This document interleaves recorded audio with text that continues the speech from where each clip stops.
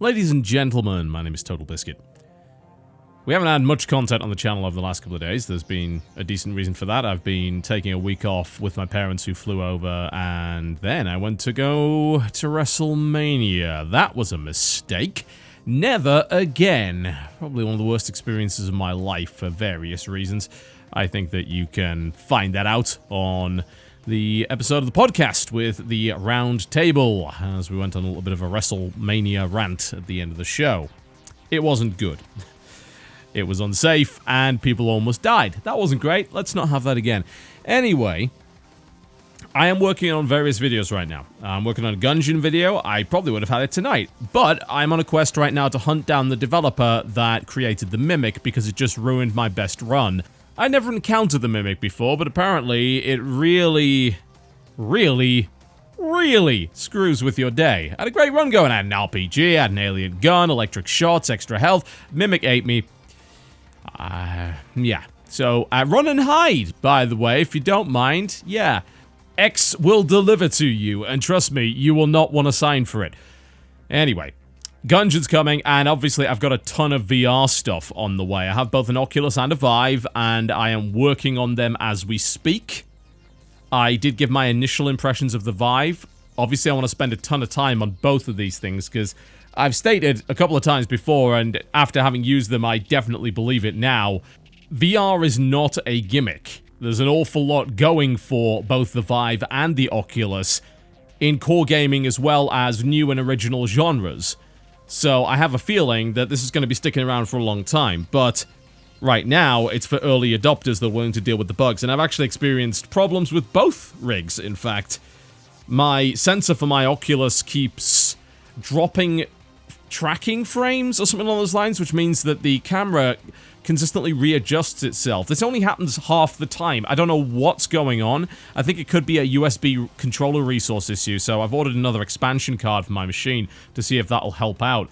And as for the Vive, well, the Vive had some fairly blurry text I found, more so than the Oculus did. Don't know if that's a lens issue. I'm probably going to give it a good clean and see if that helps. But there were other issues with the laser boxes, the kind of light boxes that you put on your walls to track you. They make a rather loud noise, as it turns out, and you can't turn them off without pulling the plug. So I had to get remote-controlled outlets for that, just to fix that. So shouldn't really have had to bought those, but hey, that's how it goes. And there's been some other issues with game compatibility. Some of the games won't run. And right now, for some reason, it won't detect my headset, although it will detect everything else. This is a new thing that's happened today. I have no idea why that's happening. It could be an issue with compatibility. Having the Vive and the Oculus plugged into the same machine could cause problems. It's possible. They don't seem to play nice with each other at the moment. So it's going to be a process of trying to figure out how all of these things actually work.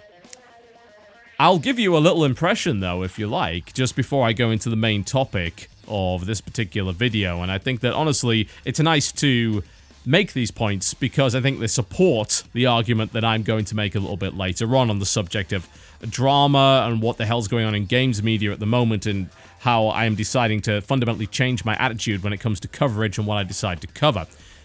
So I'll give you a little bit of a rundown. I've already talked at length about the Vive on the podcast. So if you want my in-depth first impressions, the podcast is the way to go. There are more videos coming. I'm figuring out the best way to fully film and properly convey VR to you in a two-dimensional video, which is tricky.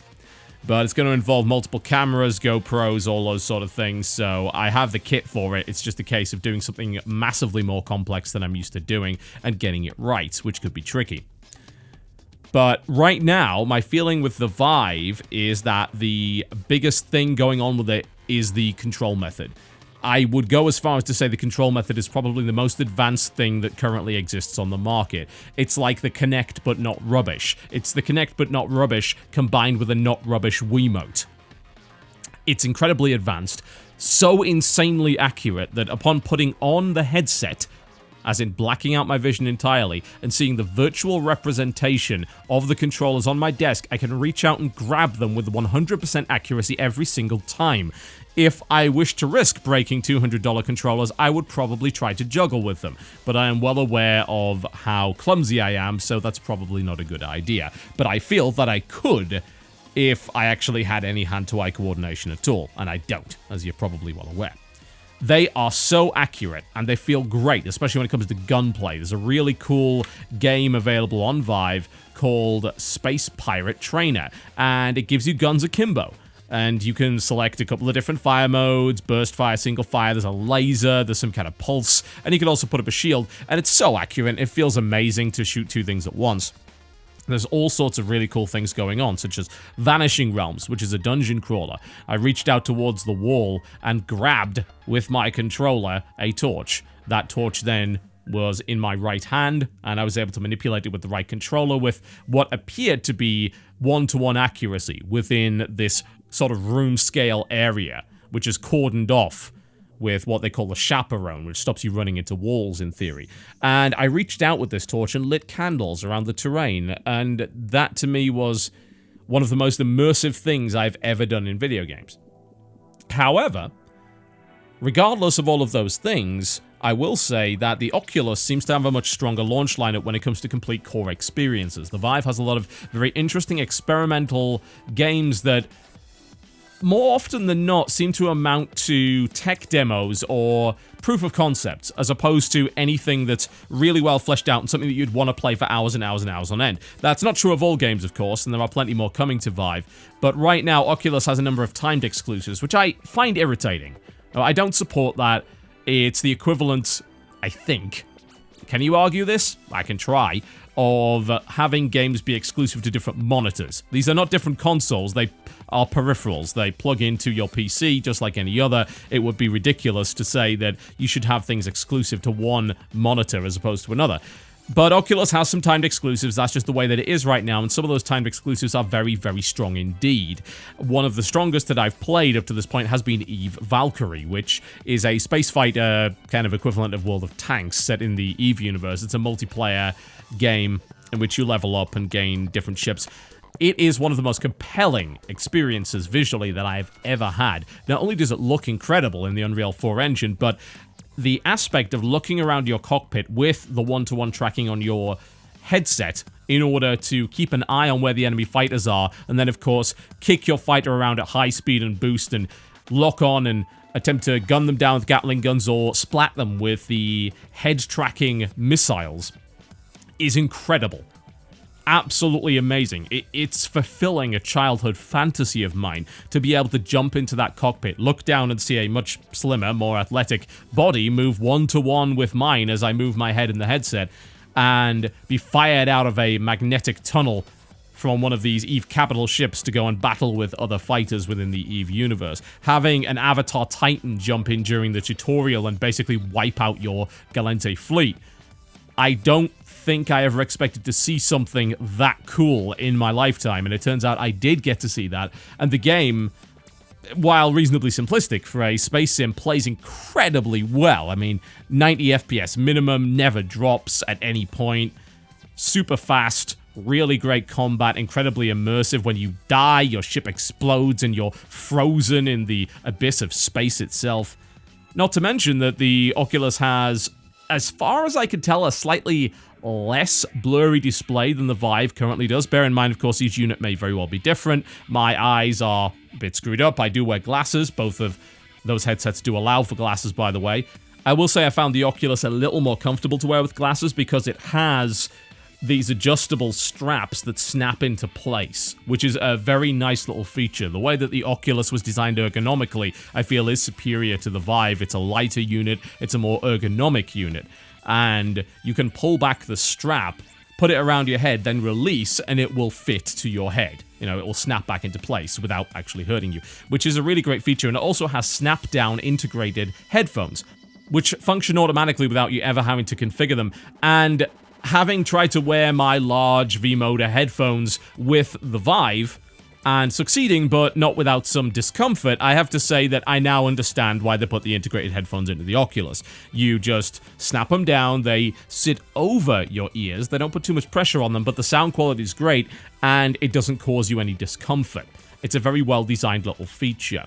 Not to say the Vive doesn't have some really cool features like the front-mounted camera. The weird thing about it is the Vive is so good at representing where the controllers are in your room space so you can pick them up without having to take your headset off, that the front-mounted camera is, in my opinion, completely useless. I've never found a single reason to turn on that camera because of how accurate that is and how good the chaperoning technology is to keep you from running into walls and objects in your room. Surprisingly enough, actually, it runs very well in my office, which is a very limited space. I'm in the loft, I suppose is probably the best way to describe it. I have a slanted ceiling, an integrated desk into the wall, and a bunch of stuff in storage over the other side. So I have very limited space to operate a room-scale VR setup, but I did get it to work. 6.5 feet by 5.5 feet, I believe, is the minimum, and I was able to attain that after some effort and the unfortunate task of cleaning up my office space. But it does work very, very well in that regard, and Vive definitely offers these really unique experiences, whereas Oculus offers these core sit-down experiences. They're both good. They genuinely are. I don't know which is better yet.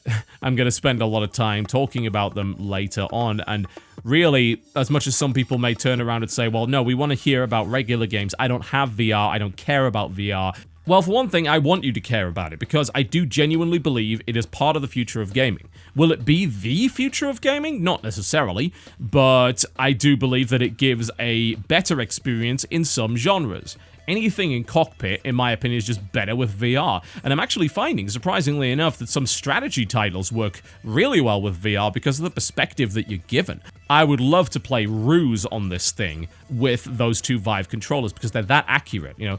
It would literally be a case of picking up a unit and dropping it on this virtual kind of warboard, I suppose. Board games with it will be fantastic, I feel. All in cockpit stuff, American Truck Simulator, that kind of thing, any kind of driving games, spaceflight games, they work very, very well. First-person shooters can be done well. I think the Space Pirate Trainer definitely demonstrates that. It's a very Wii style of doing it. You remember Red Steel? Yeah, I don't remember Red Steel. It was pretty bad, but Red Steel 2 was a hell of a lot better, and it demonstrated the effectiveness of the Wii Motion Plus and the ability to have a first-person shooter work with independent head movement and arm movement. So your arm and your view wouldn't kind of be bound together. You could move one independently of the other. I think that's the way that FPS could go, actually, and I want to try it. I'd love to see some real first-person shooters, I suppose, you know, core first-person shooters rather than what are effectively tech demos. I have a feeling they're coming, but I think they're going to have to change an awful lot about themselves to work properly on VR. Secondly, VR has genuinely reinvigorated a part of my passion for gaming, because it's new. It's one of the biggest advancements that I've seen in my lifetime. It's significant. It's a leap in terms of technology and also in terms of the way that we experience certain games. I think Vive, more so than Oculus, has convinced me of that because of the unique titles available on Vive, thanks to the control method and the way that it tracks your room scale experience. But weirdly enough, I've spent more time with Oculus because Valkyrie is that damn good, and things like Air Mech Command and iRacing and Elite Dangerous are all core, complete experiences that work really well with that system. Strangely enough, neither of them have managed to clock up the time that I've spent with Gear VR because, let me put it this way, take Gear VR on a plane and it will help your flight anxiety. You have no idea as to how important that is to me. Oh god. Yes, very, very important. So, I'm happy with all three headsets right now. I just can't quite figure out which one is going to be, I guess, my daily VR driver. Probably going to have to wait quite some time to see what the software lineups look like. Now, this topic brings me on to the main point of my video. We are entering a time within gaming that could be considered, I think, a second golden age, especially if you happen to be on the PC platform. We have an unparalleled amount of choice these days. We have the most powerful hardware in history. We have an excellent set of digital distribution platforms. More than one, not just Steam. You know, Origin's got a lot better. GOG's got a lot better. Uplay has Okay, maybe not. But the point is that we have a lot of choice. We are getting games cheaper than we ever have. We have genres re-emerging from seemingly the grave. We have new genres being invented all the time. We have an incredible diversity of titles available for all people. All kinds of demographics, all sets of preferences. It's kind of a wonderful time. We have, of course, VR coming onto the scene, which in many ways could revolutionize the way we experience certain kinds of games. And yet, despite this fact, it seems to me that games media, and indeed quite a few YouTubers, are focused on petty drama and non-controversies. Instead of talking about the wonders of this new technology or whatever latest incredible game that some team spent years of their lives pouring their heart and soul into developing, we are too busy bickering over somebody that got fired from Nintendo for violating their contract, or the arse of a virtual non-existent woman, or a one-off line from a character in an expansion to an RPG that's probably older than most of you, or indeed the writing of a single character in said expansion. And many, many, many, many, many more issues besides that, frankly, are taking up space, they're taking up time, they're taking up what I would like to pseudo-intellectually refer to as brain cycles. We have limited numbers of brain cycles, folks. We can only concentrate and care about a certain number of things on a daily basis, and we choose to waste said brain cycles on bollocks and bullshit. Don't get me wrong, I understand why traditional games media does it. They're dying. They've been dying for years. YouTube and Twitch have been eating their lunch. And it's their fault. There's only a certain number of sites that have really adapted to the revolution, I suppose, of online video and the way that coverage has taken a rather strange turn, a very homegrown, organic turn over the last few years. And even some of those sites are descending into the pit of unnecessary, blinkered, cult-like views and jaded, intellectually dishonest attitudes. When it comes to sites like, say, those owned by Gorka Media, we expect dishonesty. It is literally one of the most unethical, immoral media companies on the entire planet, to the point where they are about to be burned to the ground thanks to said hypocrisy, those double standards, the dishonesty, and the flagrant disregard for the privacy of an individual. Those that work there, I'd say I wish you well, but some of you I really do not. I think that we would be better with you gone from the industry, especially considering your flagrant continued dishonesty. And what stings more is the fact that some of those people I used to respect, I certainly do not anymore, and frankly, I don't see any need to make any apologies for that, because why the hell should I be friends with people who are effectively my competition? They're not doing a very good job at it, but they want my views and I want theirs. They are my competition, I should be acting as such. And I am. And I'm going to continue to do that. And one of the things that I'm going to do to make sure that I continue to do that is not engage in this BS anymore. I pity some of the people working for those sites. I genuinely do. Because those are people that have not built up a reputation, that have not built up the credibility, that have not engaged in honest, intellectual discourse and coverage of this industry to the point where people actually trust them enough to view their articles without being tricked into doing so. Clickbait. The nature of clickbait. The nature of exploiting drama. Something that, of course, is rampant on both YouTube and in traditional media, is a symptom of a particular sickness. And that sickness is the inability to be honest and build one's reputation on the foundation of good faith. That's the problem with these people. They don't operate in good faith. They produce propaganda. They produce opinion pieces disguised as fact. They omit key facts from their discussions, misleading large groups of people. They do so both to promote their particular ideology and, of course, to make money. Let us not forget that. These people are doing it for profit, and lying for profit is despicable. There's nothing progressive about that, there's nothing helpful about that, and you will never build anything of value on top of such a shaky, poisoned foundation. If you sow seeds in poisoned ground, don't be surprised when everything dies. That's exactly what is happening with a large portion of games media at the moment. And here's the thing.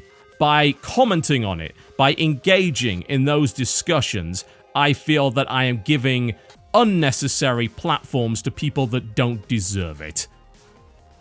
As far as I'm concerned, those people are dead. They don't even exist anymore. They're not going to be a part of my business going forward. They shouldn't be.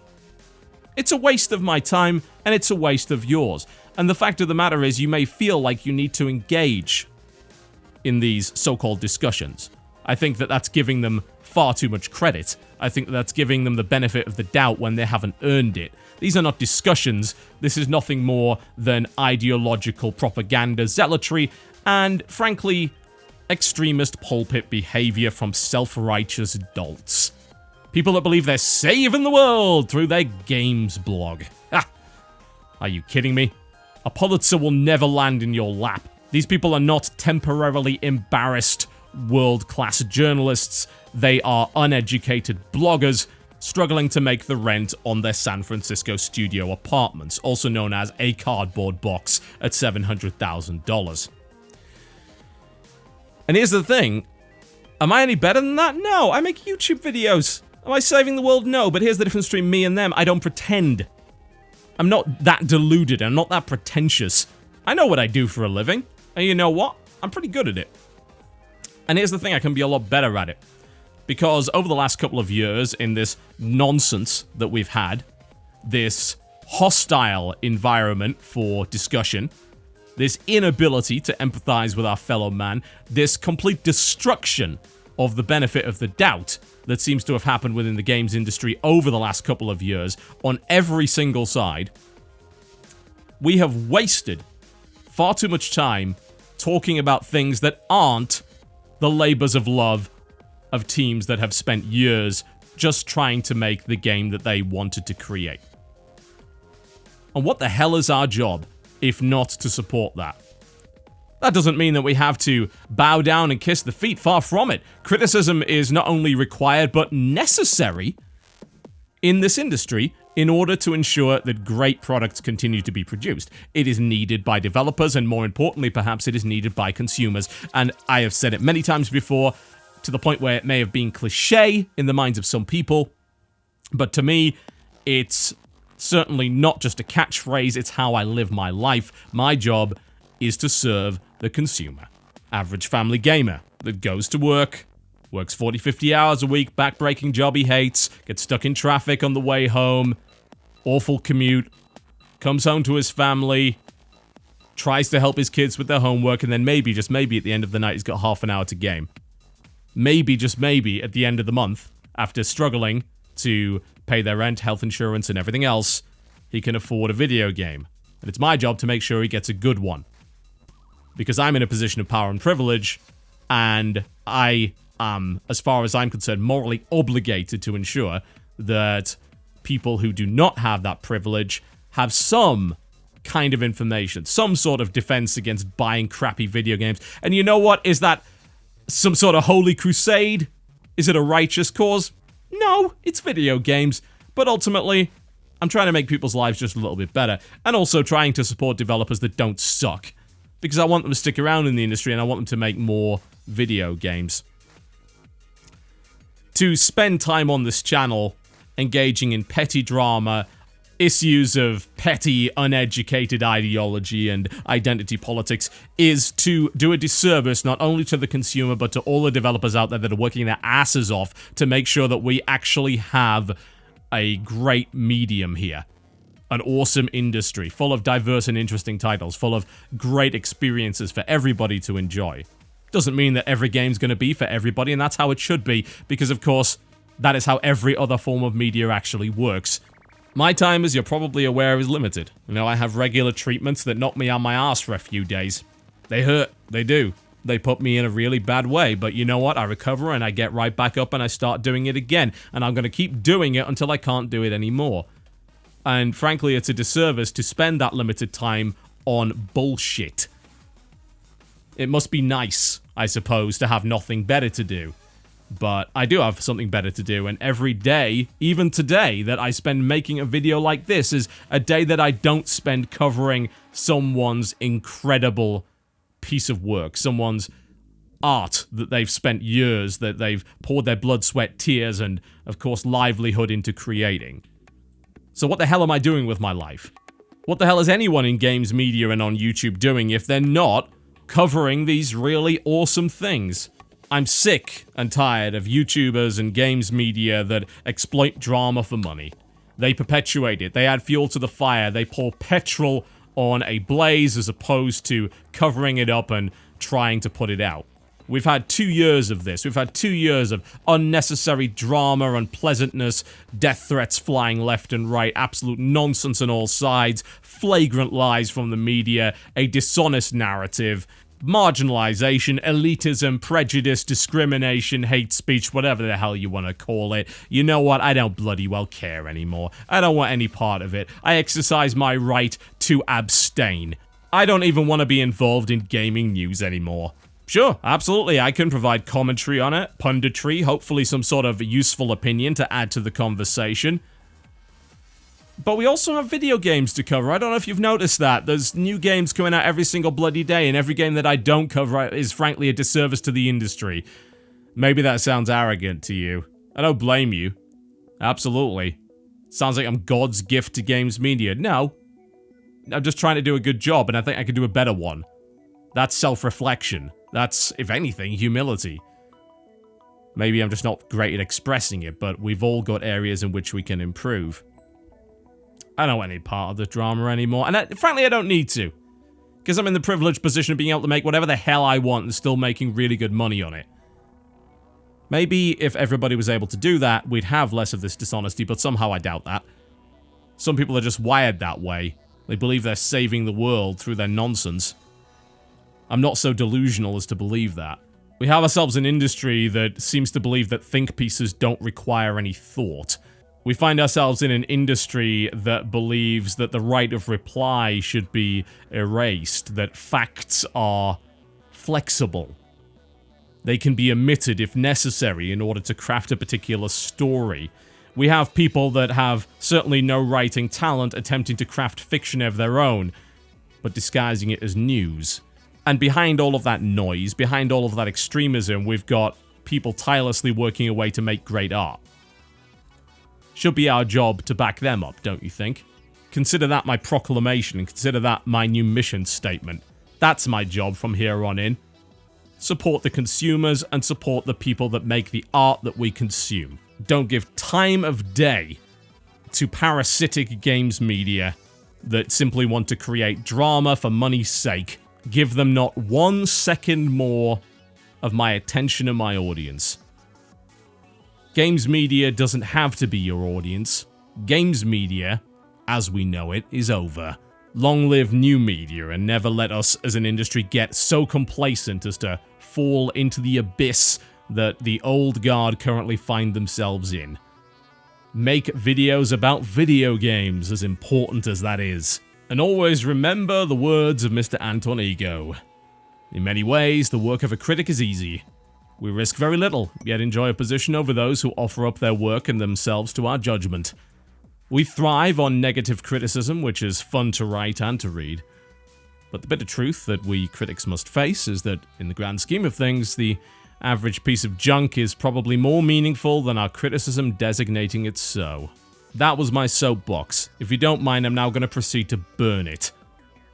I'll see you next time.